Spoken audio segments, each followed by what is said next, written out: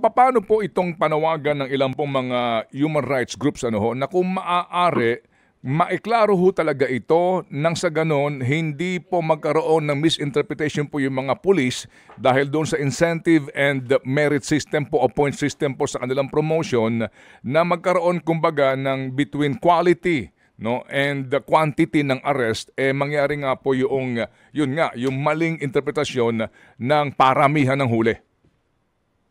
I welcome that statement, specifically of the CHR.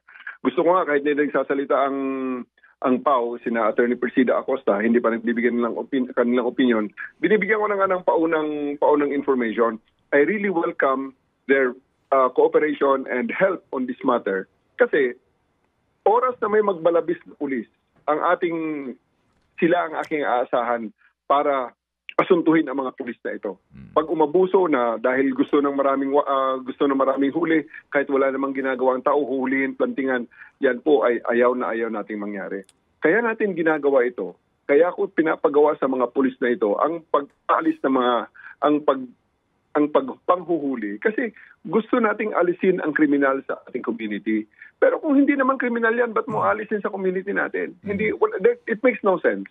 So, inaalis lang natin yung kriminal, hindi ho yung mga hindi kriminal.